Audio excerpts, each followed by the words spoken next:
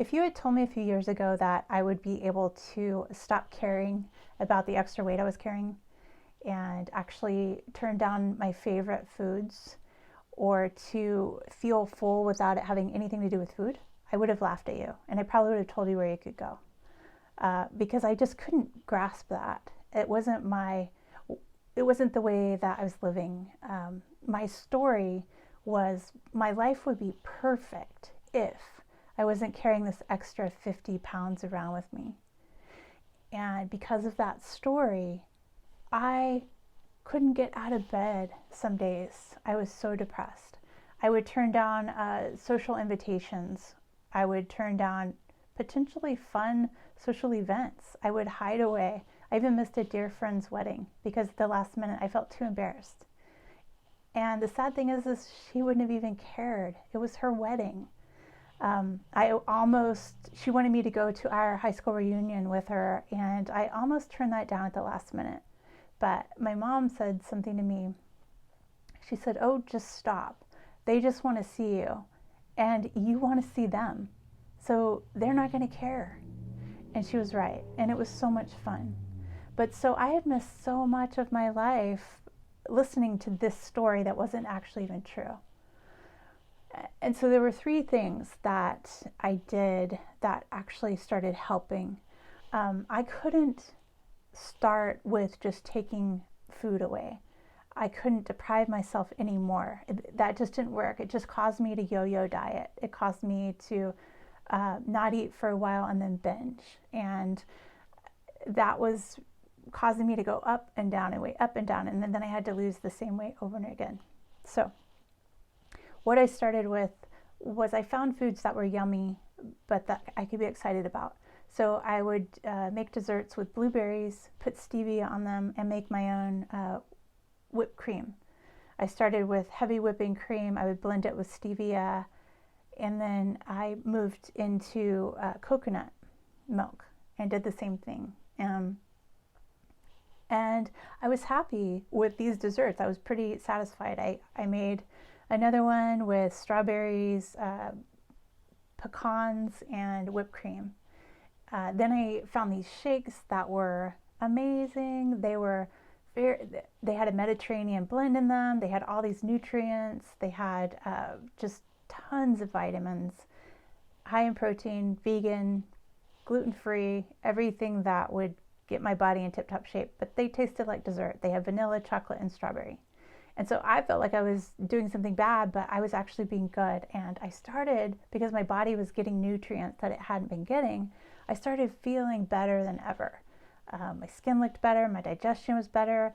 And so it was really for me about finding substitutions and finding foods I could be excited about without hurting myself, without hurting my body, and without causing myself to binge, crave carbs, and put on weight. So it was just little changes in what I was looking forward to. And then I started doing pranic exercises, which is breathing, but it's working on the energetic level, the spiritual level, the physical level, and then the mind. So because for me it was emotional eating that really caused me to crave foods. A little bit of hormonal balance, which this also addresses. So I started just doing a few minutes of this breathing, the pranic exercises that would actually clear out the emotions. And these are emotions that were so stuck inside that I didn't even know how they got there. I didn't even know how to move them. I would be aware of them. I had this deep, deep sorrow that just wouldn't move, and this repressed anger wouldn't come out, and I didn't know what it was. But when I started doing these breathing exercises, it started loosening up, and it started moving very quickly, so I could feel the anger and then it would just move out, whereas before I would feel the anger and not know what to do with it. I just didn't know how to express it, and so it would just go deeper and deeper and deeper. So it was doing that, it was moving out these emotions that were causing me to constantly turn to food to fill up. But it was also filling me in a way that the nutritious foods were, which was surprising. I didn't expect it. I felt like it was balancing my physical body. I felt like it was healing my organs. It was healing my digestion.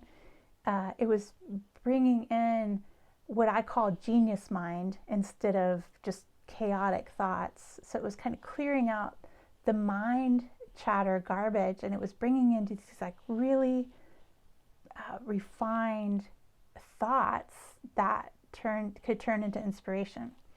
It was giving me more energy, which was a big thing for me because I would wake up tired, and I'm sure that there are a lot of you that can relate to that as well.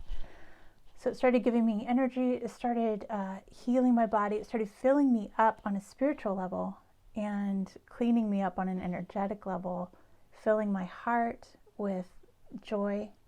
And it was working so much so it surprised me.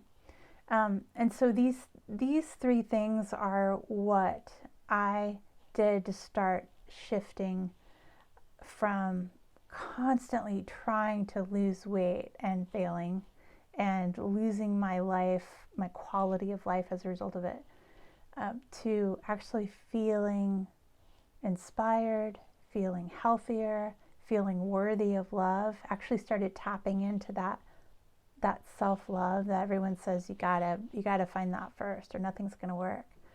So these are the 3 steps that I did.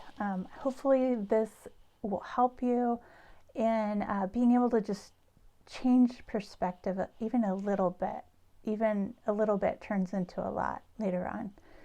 I've got another video on emotional eating, the truth about emotional eating, so definitely check that out.